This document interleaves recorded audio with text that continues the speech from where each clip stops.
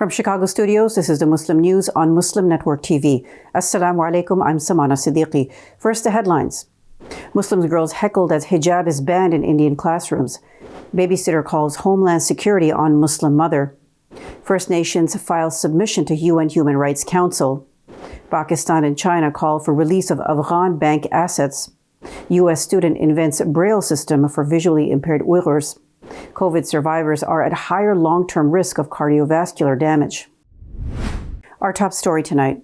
A video showing a hijab-wearing Muslim student being heckled by a Hindu far-right mob in the state of Karnataka has caused outrage in India. Muskan Khan was surrounded by men wearing saffron scarves as she arrived at her college in the city of Mandya. Khan said that as she confronted the protesters, she found that many of them were outsiders. The incident comes amid intensifying protests over a ban on hijab in schools in the southern Indian state. Students at a government-run high school were told last month not to wear hijabs. The ban soon spread to other educational institutions in the state. This Islamophobic Sarkar is trying to denying our right. We want our right and freedom, and we will fight for our last minute of our life. And this is for us, and this is for our community, and this is for our all Indian citizens, our citizenship right. A video of Bollywood superstar RUKH Khan making dua at singer LATA MANGESHKAR'S funeral on Sunday went viral, stirring controversy. He is being accused by Islamophobes of spitting jihad. Khan was seen at the funeral raising his hands to offer a prayer before blowing in the wind. Two Hindutva politicians claimed Khan spat on Mangeshkar's body. Soon after, anti-Muslim attacks began against Khan and Muslims on social media. Mangeshkar, who was Hindu, is considered one of India's most influential singers. Islamophobia has led a Muslim mother in San Juan Island, Washington, to make a life-changing decision. The Washington Post reported that the woman's babysitter called the U.S. Department of Homeland Security, claiming that the Muslim woman's baby had undergone female genital mutilation. The babysitter also invited a friend to examine the child without her parents' knowledge or consent. That friend, who publicly posts on her Facebook links from Tucker Carlson and Fox News, called Homeland Security on the babysitter's behalf. It was all because she knew that the mother of the baby is Muslim. Homeland Security agents looked into the claim, along with local authorities, and found no evidence of a crime. The mother has now quit her job to take care of her baby and is contemplating filing charges against the babysitter. The Post's report on the incident generated more than 2,000 comments, with the vast majority sympathizing with the mother. Families of the victims of last month's fire in the Bronx have filed lawsuits against the building's owners, accusing them of a reckless disregard for U.S. safety laws. Calls for accountability continue to grow over the January 9th blaze that killed 17 people. 8 of the victims were children, including a 2-year-old boy, 2 5-year-old girls, and a 6-year-old boy. Lawyers and survivors spoke at a news conference announcing the lawsuits on Tuesday. They said building residents, who are mostly African immigrants and people of color, are entitled to the same protections and rights as New Yorkers in more affluent neighborhoods. A prominent Florida-based civil rights attorney is representing several families suing the tower's owners. Benjamin Crump said the unspeakable loss of life was due to violations of safety regulations. Most people killed in the fire were Muslim. Fox News anchor Tucker Carlson described one of the leaders of the extremist Oath Keepers organization implicated in the January 6, 2021 Capitol riot as a devout Christian. It is highly unlikely Carlson would have offered a similar defense for a Muslim American. Since September 11, 2001, Muslim Americans have experienced growing discrimination and hate crimes while their religion has been demonized. During the first year of former President Donald Trump's administration, nearly half of Muslim Americans polled said they had personally experienced some type of discrimination. Muslim American communities remain under intensive, often unconstitutional surveillance.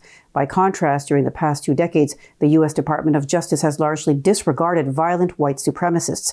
That is despite FBI statistics showing how white supremacists were responsible for more terrorist attacks on U.S. soil than any other group. U.S. Senator Bernie Sanders on Tuesday stressed the need for a diplomatic solution to the Russia-Ukraine crisis that has brought the nuclear superpowers perilously close to war. Sanders warned of the potentially catastrophic consequences of what could become the deadliest European conflict since World War II. The chair of the Senate Budget Committee wrote in The Guardian that wars rarely turn out the way the experts tell us they will. He urged to just ask the officials who provided rosy scenarios for the wars in Vietnam, Afghanistan, and Iraq, only to be proven horribly wrong. Sanders cited estimates of more than 50,000 potential civilian casualties in Ukraine and millions of refugees flooding neighboring countries. An American college student and a group of Uyghur researchers have created an Uyghur version of the Braille alphabet. The development comes at a time when the Chinese government is working to eradicate the Uyghur language in China's western Xinjiang region. Harris Mowbray, an undergraduate international relations student at the American University in Washington, D.C., has developed dozens of Braille alphabets. They allow visually impaired people to read and write through touch in endangered and minority languages. Several of the alphabets have been officially adopted by their respective nations, Mowbray says on his website. Mowbray created the Braille script of the Uyghur language with help from Uyghur scholars and linguists from Kazakhstan, Kyrgyzstan, Germany, Turkey, and the U.S. We're bringing more news stories after the break, so stay tuned, and we'll be right back after these messages.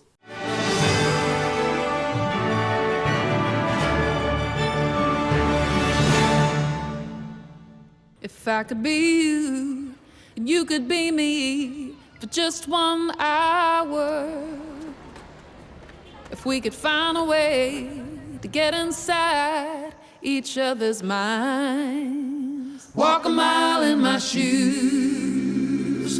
Walk a mile in my shoes. Well, before you abuse, criticize and accuse. Walk a mile in my shoes.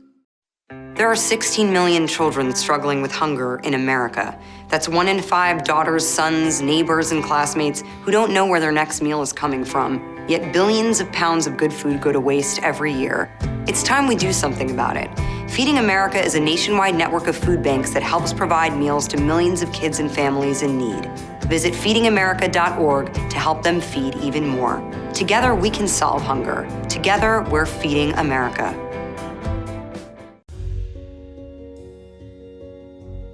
Friends, our world is pulling together like never before.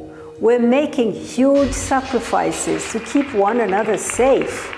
Scientists are working non-stop to develop COVID-19 vaccines and treatments.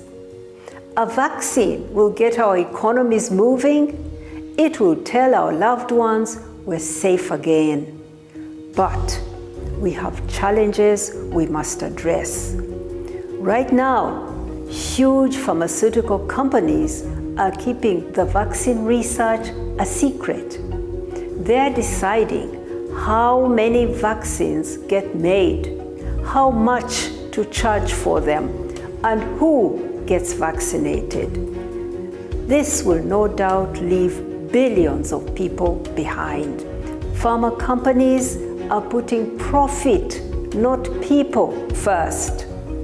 Yet, billions of dollars of taxpayers' money is funding their work. We cannot let the CEOs of a handful of pharmaceutical companies decide our future. We need a vaccine that everyone can have free of charge, no matter where you live or whether you're rich or you're poor. We need companies to share all their research so we can make enough safe vaccines for everyone. We need a vaccine owned by all of us.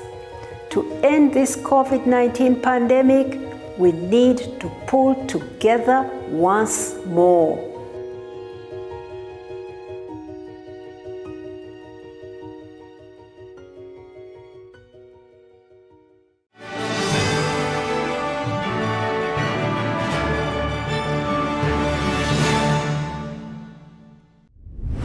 First Nations land defenders in Canada filed a submission to the United Nations on Monday, detailing how their territory and human rights are being violated. The group said the defenders are intimidated and surveilled by armed Royal Canadian Mounted Police. They have also been called terrorists and dragged through colonial courts. Their submission to the United Nations Human Rights Council was filed by the Gidintin, one of the 5 clans of the Wet'suwet'en Nation. All 5 of the clans oppose the construction of Coastal GasLink's pipeline through their territory in the province of British Columbia. It is being built on tribal land that the Canadian Supreme Court acknowledges as unceded. Pakistani Prime Minister Imran Khan met with China's President Xi Jinping while attending the opening ceremony of the Winter Olympic Games 2022 in Beijing. The duo discussed a range of issues, including Afghanistan. In a joint statement released Sunday by China's Ministry of Foreign Affairs, the leaders agreed a peaceful, stable Afghanistan is in the region's best interest. Khan and Jinping also discussed the humanitarian situation in Afghanistan, calling on the international community to support its people through humanitarian aid. They also called for the release of Afghanistan's frozen central bank assets, mainly being withheld by the United States. The International Organization for Migration made an appeal Tuesday for more than $589 million to address the urgent humanitarian crisis in Afghanistan and neighboring countries. The UN agency dealing with migration needs the money to help more than 3.6 million people and strengthen communities' resilience and recovery. It warns of intensifying humanitarian need and increasing risk of displacement both internally and across Afghanistan's borders to countries in the region. More than half of the Afghan population is now in need of humanitarian assistance, which is 30% more than last year, an agency official said. Over 700,000 Afghans were displaced in 2021, adding to around 5.5 million people already displaced for 5 years or more. COVID-19 survivors are at a greater long-term risk of developing heart disease, strokes, blood clots, and other cardiovascular disorders, according to a new study released Monday. Published in Nature Medicine, the study found people who survive COVID-19 are more likely to suffer from cardiovascular disease a year later. That is even if they were not hospitalized during the acute phase of the infection, it reports. Disease risks are higher for COVID patients who were hospitalized, especially for those admitted to intensive care units. Researchers compared a group of individuals who were alive 30 days after testing positive for COVID-19 between March 1st, 2020 and January 15th, 2021. Coming up next after the break is our in-depth analysis segment, so stay tuned, and we'll be right back after these messages.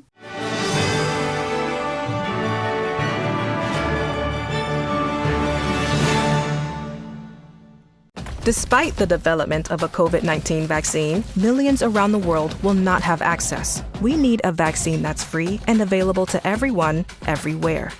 It's time for a people's vaccine. I am what hunger looks like in America.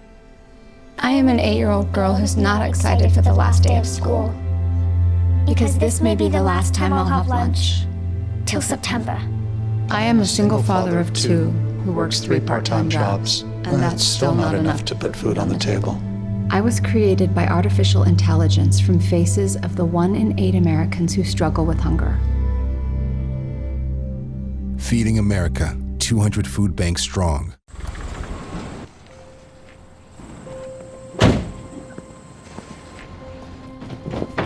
Dad, they took over my bedroom. Come on, come on. Okay, Dad. 1, 2, 3.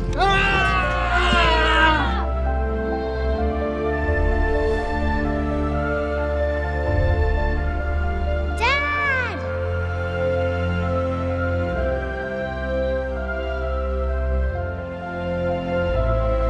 You saved me. Dad? Are you okay? I'm fine, dear.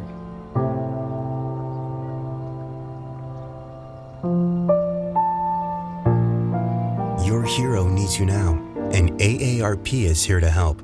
Find the care guides you need at aarp.org/caregiving.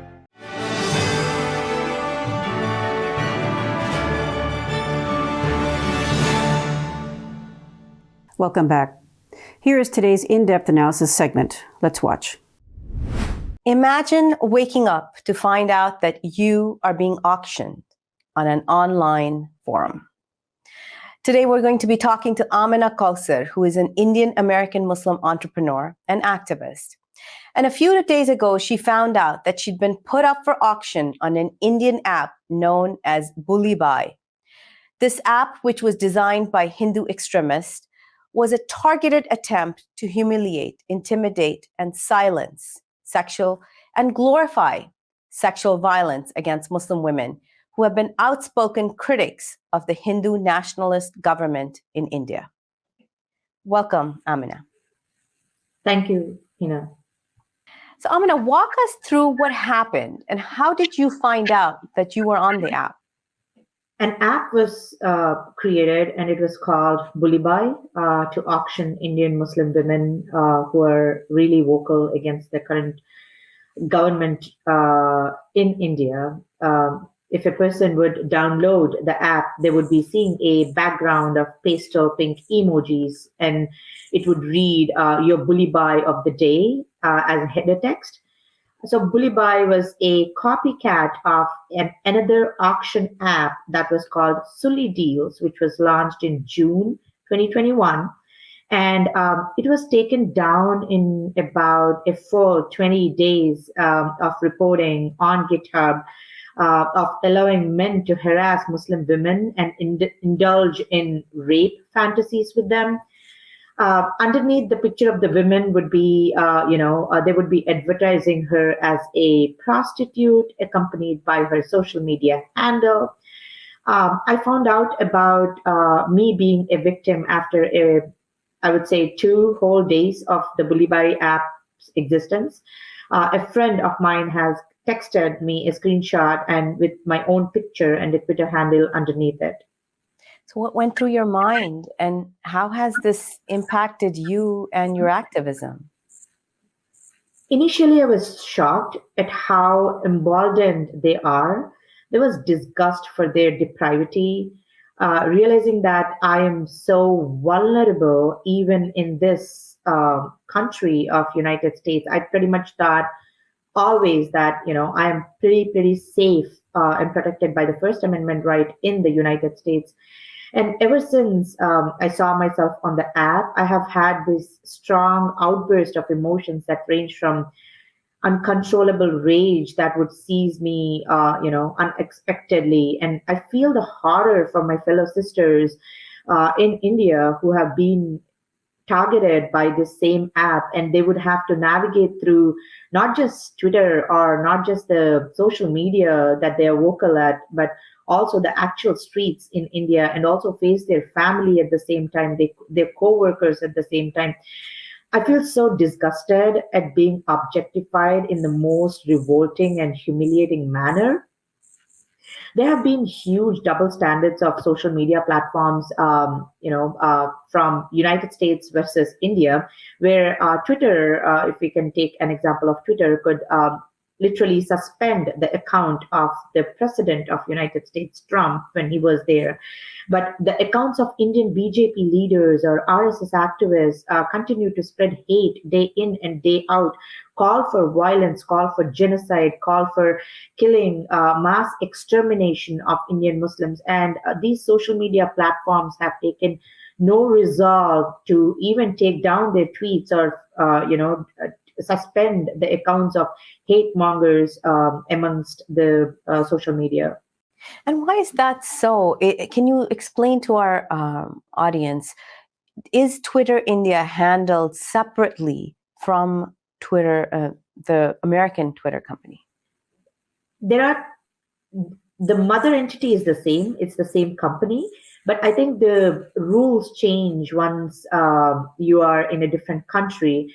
And as far as I know, it is said that the tech companies are more pro-government, especially in India, because the moment you are anti-establishment at this juncture in the Indian political scenario, where genocide is brewing and people are talking about the mass extermination of minorities, especially Muslims, I think there is this fear that the government would not let the tech companies be in the country, or things like if they would not act according to the governmental policies, or I wouldn't even term that as policies, but rather if they do not cooperate with the government, they would be held accountable or brought to justice by some means or the other, or banned for that matter in the country.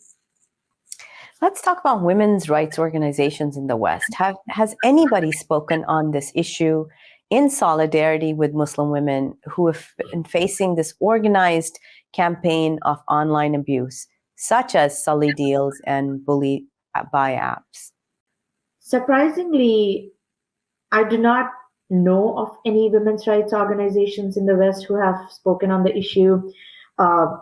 like no one has contacted me for a code, or I don't know if, as far as I know, no other Indian Muslim sisters back home have been contacted for their opinions or interviews, or perhaps even it wouldn't be a mistake saying that no one stood in solidarity with my sisters in India, with my community who is undergoing this whole trauma right now, or myself being alone here. Even the response from American media has been less than satisfactory. I have been trying to write op-eds and create awareness and speak as much as possible, but I don't see a huge uproar, or I don't see a huge interest from either women's rights organizations or in general the US media to pay attention to what is happening to Indian Muslim women at this point. Are you planning to take this to court? So this has happened twice in about 6 months on the same platform. I am in consultation with attorneys to explore legal avenues. I might not be able to talk much about it at this time, but we are trying to see and hold not just GitHub accountable, but also other tech companies that they cannot shrug off the violence or the kind of perpetration that's being done using their apps. So they need to be held accountable for the things their apps are being used, or the tech firms, the technology is being used, not just to humiliate Indian Muslim women, but also to spread hate speech against minorities, and also create a hostile environment for the minorities in India. Now, what are your recommendations for the Indian government as a Muslim woman activist who's been targeted? We understand that it is a BJP government, is an extremist government, but what would you like to see the Indian government do? I'm sorry, I'm smiling at that question because it's so unfortunate that so many people have spoken about the current Narendra Modi government in India, who have done, I would say, minimal to nothing to curb the hate speech. Rather, people who spread hate are entertained, called in, given platforms to speak, and it's utter disgustful that they are also members of the parliament, or they are given seats in their parties, and this is not the first time, or Bulibai is not the first app that has been released to humiliate the Indian Muslim women. Since the past 2 years, this has happened multiple times on multiple tech platforms, from Suli Deals, which was like 6 months ago, to where Hindu men were rating, sexually abusing, and making gruesome talks, having rape fantasies, being made in such a disgustful detail against the Muslim women using, apps like Reddit or YouTube, for that matter. There have been multiple uses of tech to humiliate and make disgustful and sexual fantasies being placed with Muslim women. And this is not a fresh rot in the society. This has been happening for over 2 years now, and this is taking more and more, I would say, occurrences, because the current government or the current police in those states have not been effectively taking any action.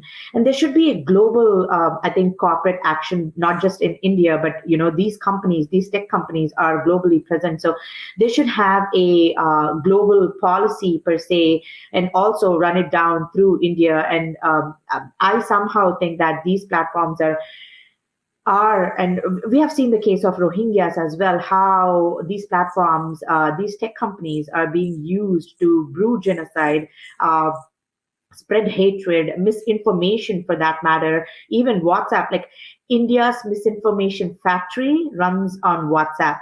So they send out all the misinformation through WhatsApp, and then it's publicized through Facebook and Twitter. Recent news came up with a tech fog. That's an app that has been created by the current regime.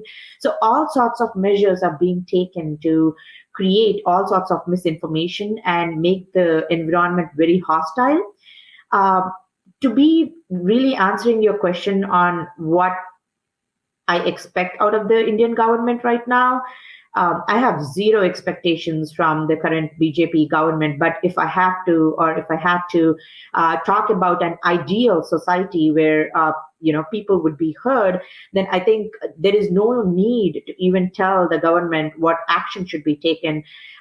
The case filed for bully deals was with the Mumbai police, where there is a state government which is not BJP led, and they took action within a week of an FIR being filed. So I think that is how swift and that is how quick you should be, especially when it comes to minority women. You assure them that they are safe in this country, which I think is lacking, and they are not even wanting to do that.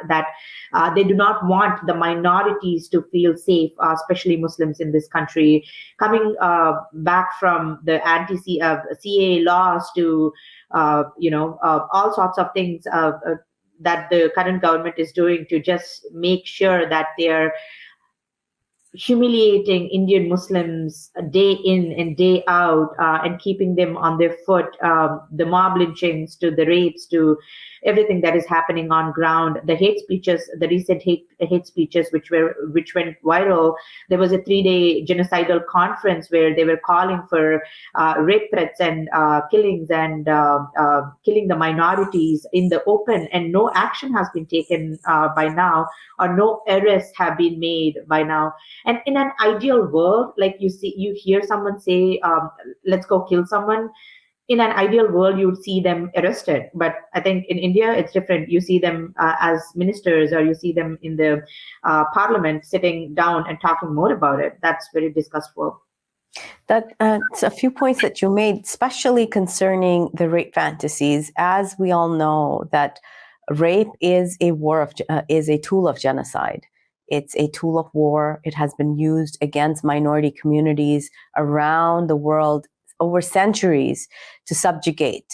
So when a warning call like that, these are warning signs that these folks are sending out through the tech world by putting these digital auctions up. Do you think, I mean, judging from your activism and you keeping an eye on this issue, has Hindu radicalism become mainstream in India? Definitely, I think yes. Hindu radicalization is very much mainstream. It wasn't a couple of years ago. It wasn't before 2014 when the current regime came into power. To begin with, you only have to look at the profiles of those 4 people who have been charged with the Bully Bhai app. All young adults, 21 years old, 18 years old. They are studying in premier institutions, coming from decent families, some from rich, some from upper middle class families, and they have been feeding on a slow drip of hatred on Muslims through the mainstream news, as well as the fake news that's spread by WhatsApp and WhatsApp forwards. And one accused person's father remarked that their son was used to only watch a single news channel. Now, the news channel wasn't mentioned, but everyone knows what news channel that is spreading hate against Muslims. And then that actually was a trigger for him to actually create the app so that he could humiliate the Muslim women more. So, and all these interviews, when you look at them, the kids, I'm sorry, I take the word back. The young adults, they are not ashamed of their deed. They go online, they go and say that they are not ashamed of what they've done and they would be doing it again.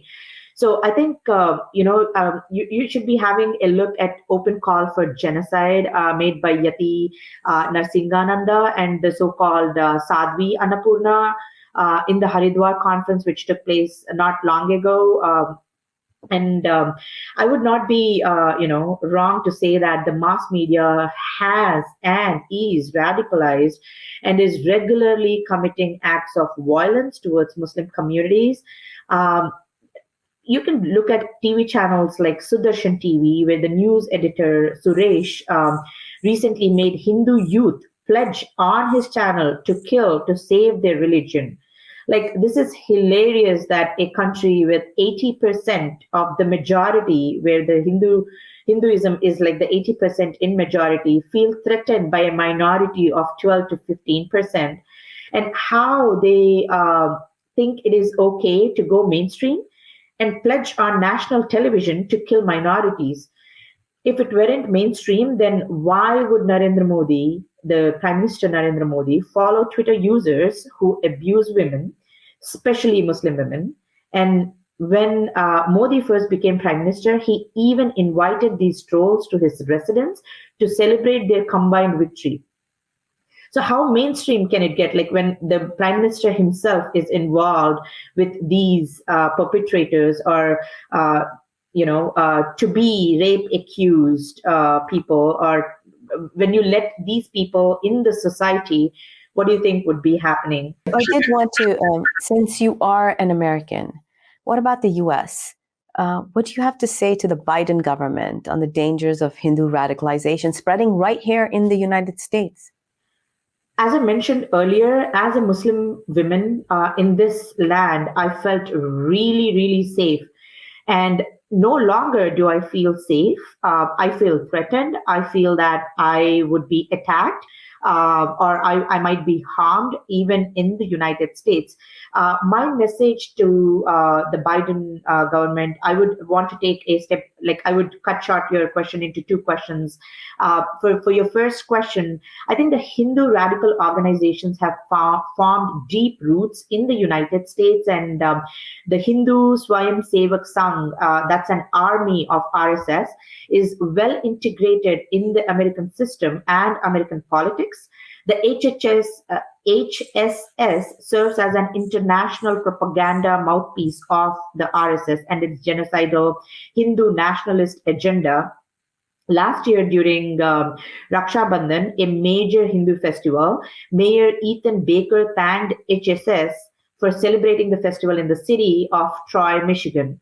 He later had to apologize for at least some part of it, because many right-wing Hindu groups in the United States were supporting Mr. Modi and are infiltrating US politics at every level. They are coming back in a way, especially in the US, to try to normalize the dehumanization, normalize the ask and call for genocide in India. And they are speaking more and more about it. And they are talking about how it's okay and how it is to be done to protect the Hindus. So I think it's very much in the US, and it is, I would urge President Biden to ask hard questions from India. He and Vice President Harris should pressurize Mr. Modi to make strong statements, not just against the bully deals and the silly deals, but also whenever there are hate speeches mainstream live in India. Mr. Modi has not even condemned these perpetrated acts, even on social media.